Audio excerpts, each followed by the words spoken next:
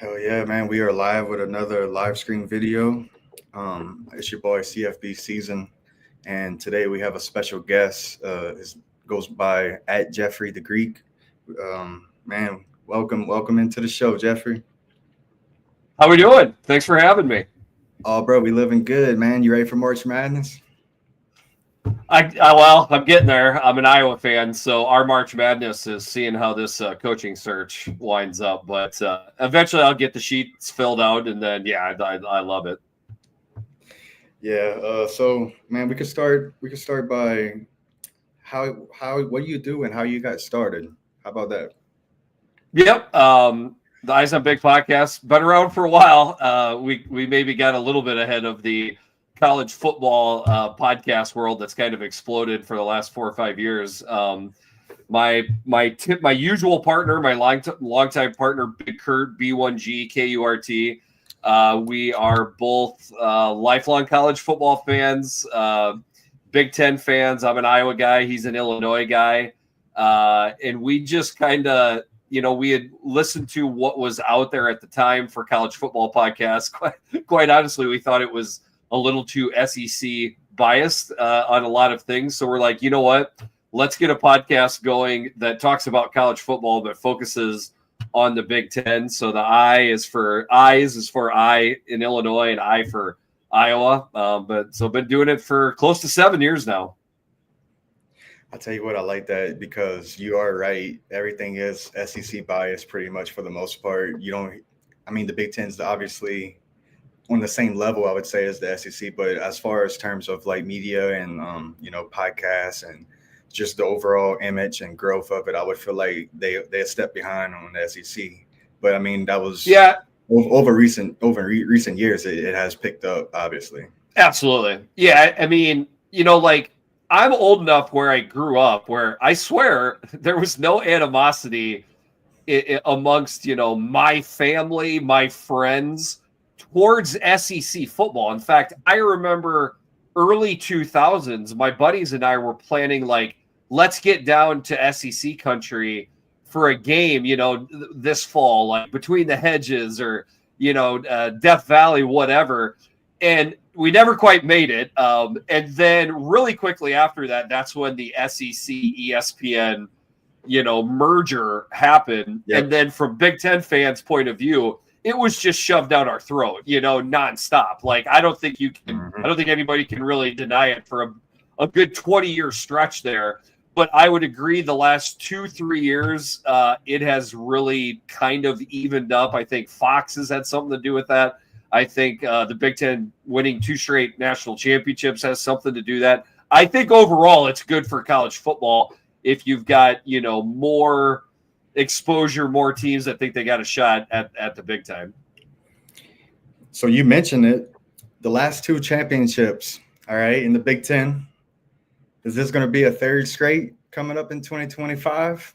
That's a big question mark, but what you think? I felt that Michigan was really strong going into 23. I felt that Ohio State was really strong going into 24.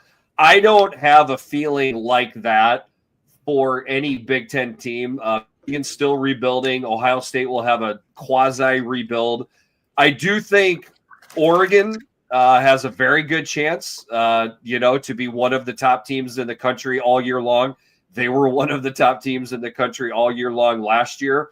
I think Penn State, if they can find a threat outside, in their passing attack, I think they would have a lot of pieces in place to make a run too. So I would say the Big Ten has as good of a chance as any conference to have the last team standing, but I wouldn't put them, any Big Ten team higher ranked over 2 or 3 SEC teams that I think we could probably list off.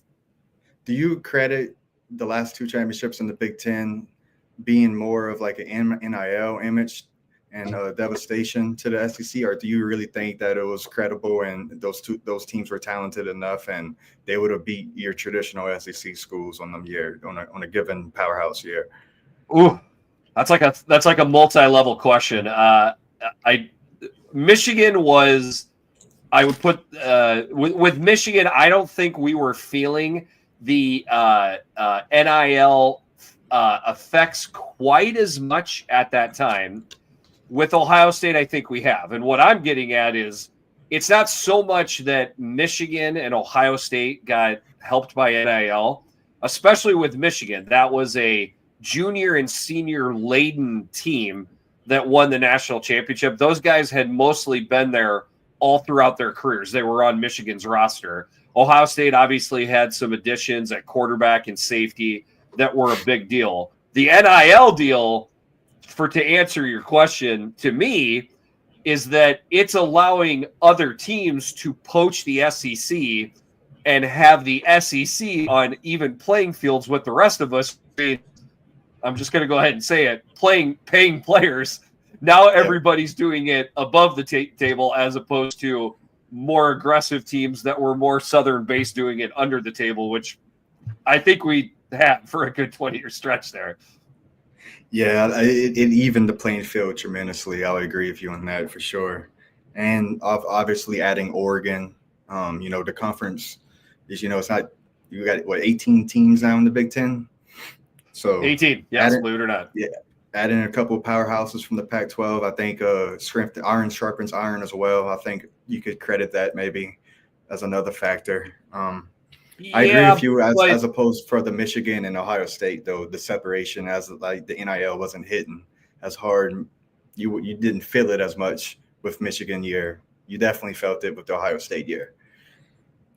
Yeah, I definitely, like, if I'm comparing, if just in a phone booth, if we're comparing Michigan and Ohio State and who got helped out the most with NIL, I would say Ohio State. I do think the statements that Ohio State essentially won the national championship because of NIL are overstated. Don't get me wrong. Quarterback is an important position. They got their quarterback, because of NIL, because of the transfer portal. Caleb Downs was really good. But if you look at a lot of the big plays that were being made throughout the year, those were guys that had organically been on the roster, through recruiting for the most part. The destructive defense was mostly guys that had been there, pretty much their entire career. So, but in the end, like, that's going to be the norm. Like, the norm to me of teams that win the national championship, whether it's the Big Ten or SEC, or if another team from another conference somehow, gets up in there, it's going to be teams that predominantly are rosters that have been built through recruiting, but they're going to have a couple huge additions, key additions in the NIL and transfer portal that help them get over the top. So I think what we saw out of Ohio State will be the norm moving forward. I agree with that. I see a lot of SEC teams trying to copy the image that Ohio State did. So I got 8. I got 8 Big Ten teams that we're gonna dive into. Okay. Let's start with Ohio State. Coming off a national championship. Still got a lot of talent, I would say, on this roster. Yeah. Still got a lot of talent. They are having a new quarterback. Julian Sayin is the projected quarterback, a 5-star recruit. People are high on him. Some, they got Jeremiah Smith, best player in college football. They picked up a running back from the portal from West Virginia. Defense still got some studs out there. They did lose some staff, though. So I'm just curious. I'm curious to think what you think about Ohio State's expectations. I feel like, me personally, I think they take a little slight step back in 2025. I think they're still going to be a really good team. However, I think they take a slight step back from their national championship season. Just curious to think what's the expectations for Ohio State. Pretty much the same. It would be not impossible, but very hard to not take a step back when you wind up, running through the college football playoff and winning a national championship. So to me, every fan base has unrealistic expectations to a certain degree. Ohio State is obviously no exception, but I would hope even Ohio State fans would understand that it's tough to repeat, it's even tougher, I think, to repeat with the 12-team playoff. But I would say, the predictions of Ohio State's demise, where they dropped 8-4, 9-3 and missed the playoffs, probably not going to happen. I would think 10-2 is very much on the board, especially if they get by Texas in week 1. If they get by Texas week 1, I would say they're pretty much a lock for the college football playoffs at that point. Sure, they've had some transfer guys lately at quarterback, but Julian Sand, from all accounts, is a super talented quarterback, and I feel like even an average quarterback could throw the ball up to Jeremiah Smith and probably have some success. And then if you do a deep dive on their defense, they're losing a lot of guys off of the front line for sure, but a lot of the guys that are coming in got reps last year, a ton of reps, and then you're just supplanting the next level with 4 and 5 star dudes. So like I expect the defense to be very well, but you brought up a good point, which is the coordinators. That might wind up being the biggest adjustment, is it might take them a little while to just kind of, team and coaches to get used to each other. Yeah, still very talented roster as well. The new coordinators, that kind of scares me slightly. And obviously the new quarterback, say, in his first year, but he does have all the weapons in the world. So that's Ohio State outlook. Let's go into Penn State. And Penn State looks like they selling out for this year in terms of everybody coming back. Obviously the big storyline in the offseason was actually with a coordinator coming from Ohio State. I just feel like this is their make it or break it year. They throwing all the chips in the bucket. What's the expectations and outlook for Penn State from your perspective? I think it's good. I would say anything less than a college football playoff appearance would be disappointing for Penn State fans. I would back them on that. They didn't win the Big Ten championship last year, but they got close. They got to the. So I would say something along the lines of figuring out a way to get back into the playoffs, preferably if they're kind of a higher ranked seed to help themselves out. The next step would be, I believe they deserve credit for what they did in the college football playoff. They're not getting a ton of credit because of the 2 teams that they beat were, kind of quote unquote lower level teams. So if they can get a bigger skin on the wall, like beat a Notre Dame team, beat an SEC team, I think that would help. I don't think they have to win a national championship in order to appease the fans or the critics. However, I think it's on the table that they can at least get to the championship game. Whether they have enough talent to get over top, it's just tough to predict that for any team. And then the Jim Knowles hire, obviously on the defensive side, that's electric in my book. I feel like he's one of the best defensive coordinators in all the country. Obviously, you got Drew Aller coming back, both of the sensational backs, really good old line. What that question mark was receiver, though. They losing Tyler Warren, but they got some good tight ends. But how you felt they're going to look receiver wise? I like the guy Ross that they got from Troy. I've seen that guy up close and personal. He's a talented dude. He can help them out in the return game as well. I am kind of in I need to see it to believe it with their wide receiver group. Like every year, I think they're going to take a step forward, and they kind of look the same. Obviously, let them down in that Notre Dame game, but Drew Aller can take a little bit of a step up too. I think even Drew Aller would admit that. But they basically got almost everybody that you could expect to come back, except for their best player on offense and their best player on defense, who are going to be 2 guys that are taken, probably in the top 10 or 15 of the NFL draft. So like 2 big shoes to fill there, but overall, I think they're looking really good. If I feel that the wide receivers are looking way better, early on in the year, that I would be so bold as to say that they're the favorite to win the Big Ten championship. Okay. And I'm looking at their schedule real quick. They got 3 tune-up games to start off the year, a bye week, and then Oregon at home, man. So it's gonna be interesting. They definitely gonna be 3-0 going into the Oregon game, but I would think so, yeah. So let's go into the next team, Oregon, the team who actually won the Big Ten, went undefeated last season in the regular season, got bounced pretty bad by Ohio State in the Rose Bowl, but let's talk about Oregon. I feel like Oregon got a lot of talent as well. I feel like, me personally, I got Oregon and Penn State as my Big Ten conference championship teams. That's my early lean right now. Oregon, sure. They got a former 5-star quarterback, Dante Moore. I'm really high on that kid. I really like how he sat behind Dylan Gabriel for a year. I feel like that's going to help his growth and experience. I think he's going to explode this year, Dante Moore. Really flashy offense. You know, they just extend their head coach. Both coordinators got an extension. Lots of speed and talent. You know, your typical Oregon offense. They picked up a really good running back, Makai Hughes from Tulane. So that I feel like offensively they ain't taking no drop off at all. I feel like they're going to be even more explosive, to be honest.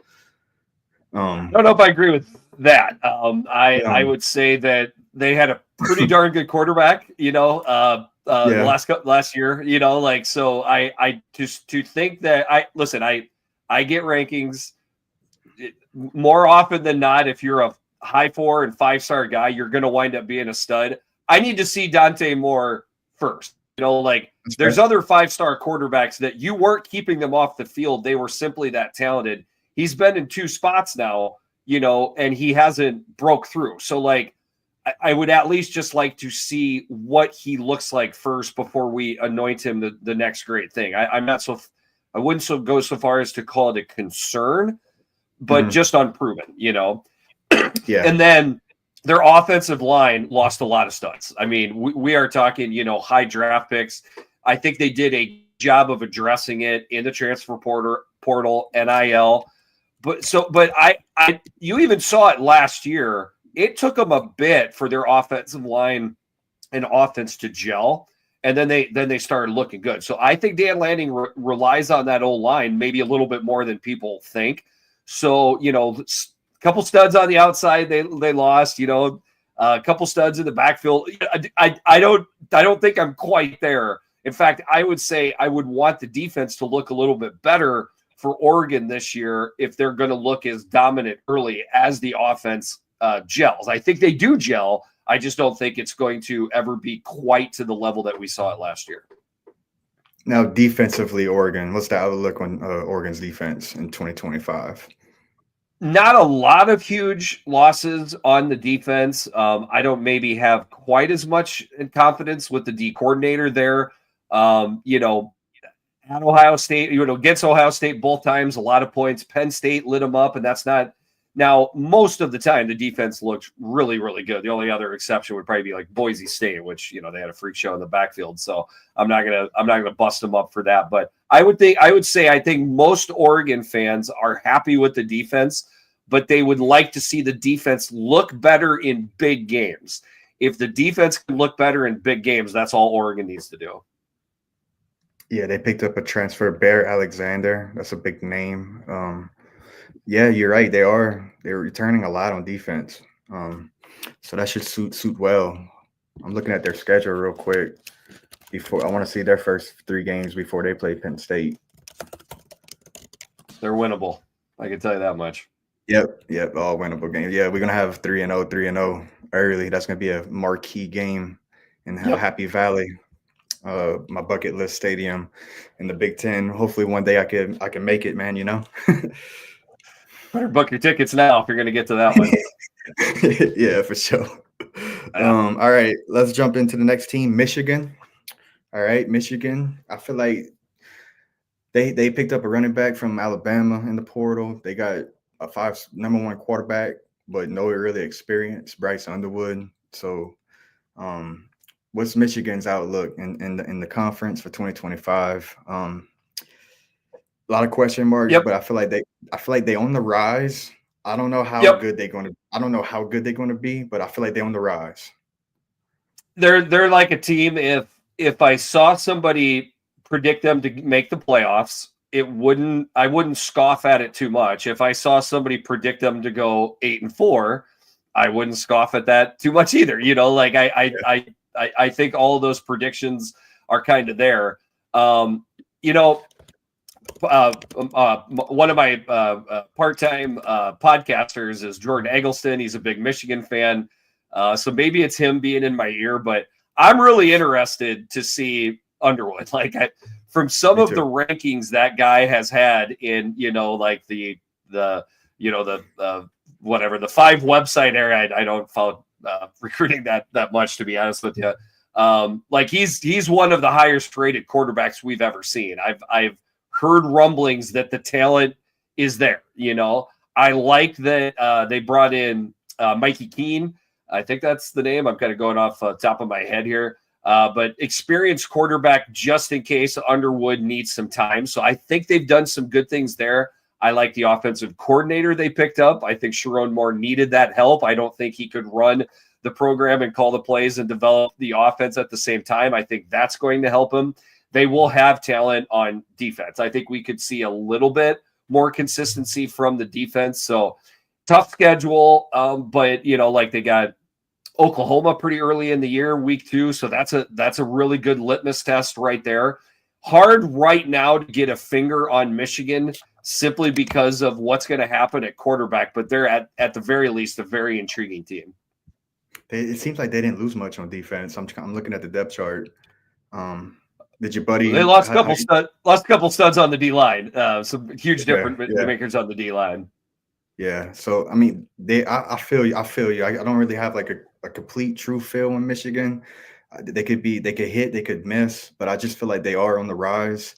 Last year they were winning games, not even getting freaking 50 passing yards, it felt like. So Yep. I mean, that's got to obviously improve this year. And I think it will, but I don't think it's going to be a gigantic step up for the throw game, in year 1 under a new coordinator, but it'll look better. Yeah, one question mark they said about Bryce Underwood with Michigan is that they're going to have to suit the offense to him. He's a dual threat spread guy, tailored offense to Underwood. Don't just run the power eye and, the old Michigan offense and stuff. But so that's Michigan. So kind of like a hit or miss feel right now, kind of on Michigan in the spring. All right, next team, Indiana. Indiana, man. Was Indiana a one-hit wonder? That's the big question mark. They hit the portal hard again. So what's your thoughts on Indiana, year 2 of Kurt? It's, again, another intriguing team in the Big Ten. I would say if starry-eyed Hoosier fans think that they're going to go 11-1 and expect that, I think that's tough. I think it's tough to expect that, especially when you look at the step up in their schedule. I mean, they have certainly got a tougher schedule this year than they did last year. I would like to say people overstated how easy their schedule was last year, but at the same time, it is definitely tougher. On the other side of things, people thinking that Indiana is just going to fall off a cliff and go 6-6, I don't see that either. Like, I really see them in like a 8-4, 9-3, maybe 10-2. Like 9-3 would be pretty close to where I would put them. Siggy can coach, right? They got a tough schedule in 25. I'm looking up their schedule right now. No cakewalk like last year. So yeah, we're gonna see how Indiana looks year 2. I definitely see some losses on their schedule. And I like to point out most teams would have 2 or 3 losses with Indiana's schedule. Yeah, they overachieve. They overachieve in year 1. Well, and I'm saying I'm saying this next year. Like if they wind up going 9-3, I don't consider that a huge drop off. Like at no time in the last 5-10 years would an SEC and Big Ten guy get together and the SEC guy asks about Indiana. That's that's just proof to how much Indiana has jumped up. So if they have a little bit of a jump back down, chill out, people. All right, next team, Nebraska. Coach Matt Rule, Dylan Raiola. I feel like I like his talent. He didn't put it together last season. A lot of people question the play calling. They got got new coordinators. So what's the outlook for Nebraska and Dylan Raiola? And do they take a jump?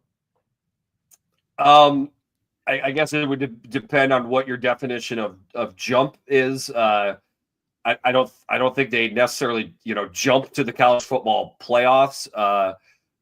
They just made it to bowl eligibility last year, got the win in the bowl to finish with a winning record. So that was the jump that they had to see last year. They got that. The next jump, I agree, would be a win or 2, higher at the end of the season. I think they can realistically reach that. I would agree that the play calling for Dylan Raiola and just the offense in general was not good. Hence the reason the offensive coordinator got canned with 3 games. In comes Dana Holgerson. I think Holge was happy just sitting on his couch, but Rule just would not let him, and he pulled him in. So I think he's like on a 2-year contract or something like that. So I expect the offense to look better, like look more well coordinated next year, with more time under Holge than it did the previous 2 year, 2 years with Matt Rule. But a big loss at coordinator on defense, I think that's a bigger deal than maybe people are making it out to be. And they got a lot of questions on the O-line. I am going to need to see something out of the O-line early if I think that it's going to be a well-oiled machine on offense.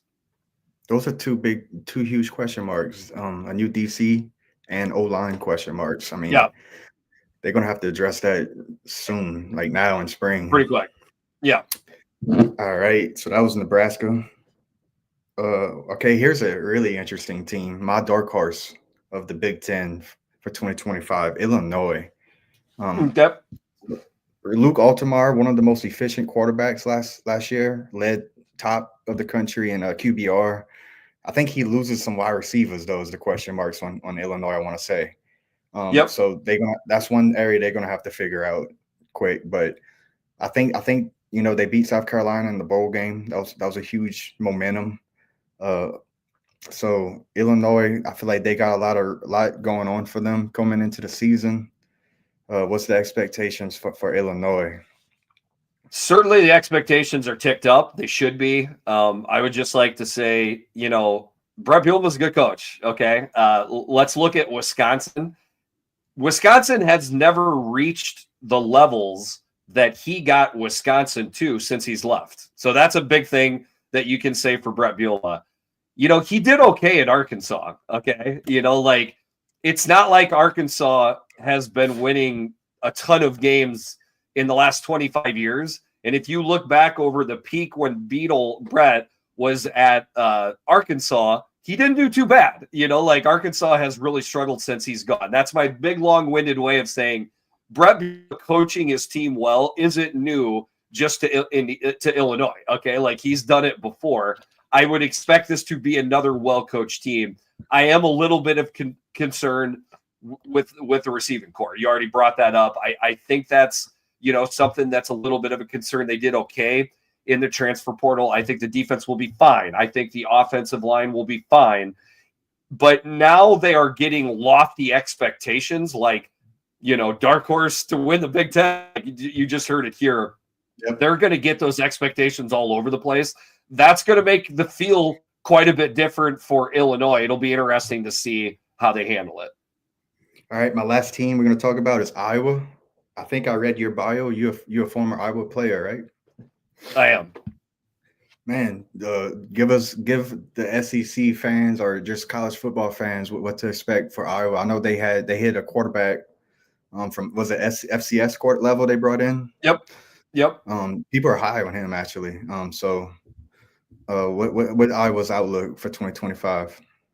Yeah, so obviously the joke that went on too long, was the Iowa offense. So new coordinator last year, Tim Lester, he came in and did a pretty darn good job.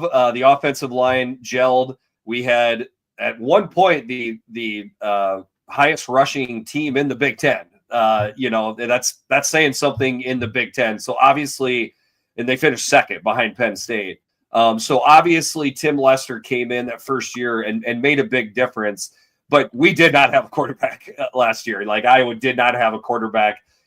Tim Lester went hard at it in the transfer portal and with NIL. So a couple guys came in, a couple guys retained, but the big one is Mark Gronowski from South Dakota State.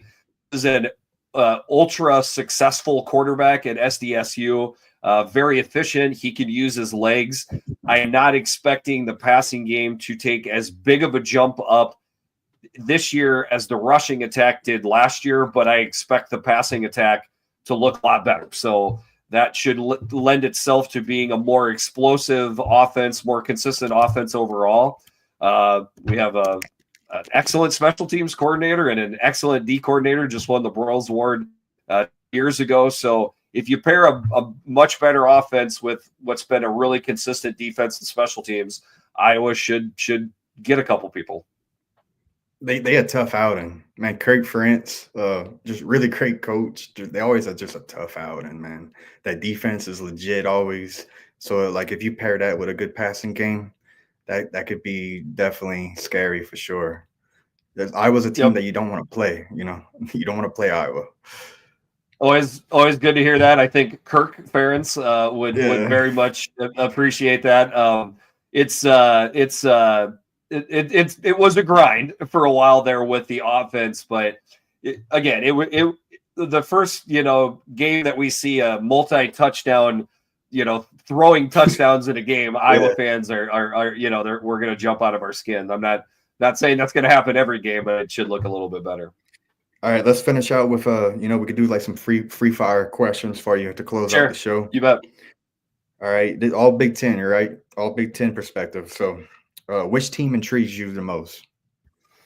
Man, I thought it's a really good question. Indiana is up there because they have such a, I still think they got a lot of the talent that's there. Second year in the system for most of the players on the team, but new quarterback, tougher schedule. So like that is going to be a storyline that you're going to hear all year long. So if I had to have the most intriguing team, it would be Indiana, and another one would be USC. Like it's crazy that, we're all the way down to 8 teams and USC doesn't come up. The one thing I would say about USC is I don't think I'm quite as low in Lincoln Riley as everybody is crapping on that guy now. And if you look at last year, they had too many losses for sure, but almost all of their losses were really close, So like sometimes you see those teams that finished the year before with a lot of close losses, they flip back on the favor for them the next year. Then all of a sudden, bam, out of nowhere, they have a really good year. Which coach is on the hot seat? I don't know if we have a coach on the hot seat, I guess. What do you think about Luke Fickell in Wisconsin so far? Oh, shoot. Okay. My bad. Yeah. Fickell definitely on the hot seat. Okay. So I apologize. I whiffed on that. And I don't think Luke Fickell has to do something incredible to keep his job. Okay. Like he doesn't have to make a college football playoff run to keep his job. He needs to get to a bowl though. So like the Wisconsin AD and just the university in general, they don't want to go into another coaching search again, but we got to see improvement, and it's going to be tough because they might have the toughest schedule in the entire Big Ten. If you look at their schedule last year and this year is just filthy. So getting to 6-6, 7-6, maybe with the bowl win, it's no easy task. And that's crazy to say because at Wisconsin, I feel like 7-6, that should be an easy expectation at Wisconsin. But for sure. Yeah, he needs to figure out some stuff. So I gave you my dark horse Big Ten team. Who you classify as a dark horse for the Big Ten? Yeah, I just don't think I can be there with Illinois. It's just really, I've gotten this question before, and I'll be honest with you, I'm struggling with it because I think Indiana is a dark horse. I'm going to sound like a homer, but I think Iowa is a dark horse if suddenly we have an offense and surprise people. Because when you get to other teams, you can't. Ohio State, Penn State, Oregon, they're off the table. They're not a dark horse. I don't really know if you can list Michigan as a dark horse. So I guess, you could pick one out of the hat between Indiana, Iowa, and USC. And those would be my dark horses. All right. Potential breakout player in the Big Ten. My player that I have as a breakout is the edge, Danny Sutton for Penn State. The dentist, DDS. Yeah. That's a good pick. I think that's a good pick. Edge. Yeah. He's already a stud. I feel like he kind of got overshadowed by a couple, freak shows the last couple years. So that's a really good pick. Maybe we have a USC quarterback that looks a little bit better. I keep saying USC, I guess. Maybe it's Raiola. Raiola could be a breakout under Holge. So I think there's a lot of players that would fit that mold for the Big Ten coming up. Yeah, you could go Bryce Underwood. You could go Dante Moore, maybe. They got a few of them. All right, last question. I know it's spring. Obviously, your perspective can change on things, but as of now in spring, who's your lean for your Big Ten championship and any locks for the playoffs? My leans are pretty close to yours. Again, I've been asked this question before. We do a lot of tune into the Eyes on Big podcast for any Big Ten fans that potentially are being picked up right here. We'll start doing team deep dives in the summer, which really helps me build my knowledge and then make my picks. So no official picks right now, but I'm not too far away from you. I mean, it's hard for me to pick Oregon and Penn State again. We just saw Oregon. I'm going Oregon, Penn State, dog. I know. I don't like that. I don't like picking a redo of last year. It does look like that, though. I would say ruling Ohio State out doesn't seem like a good idea to me. So it wouldn't surprise me to be if it's Ohio State and either one of those other two teams. Yep. So man, we're gonna close it on that. Really great show, really, really great perspective and analysis from you. Thank you for joining. Where can the people find you? And any last word?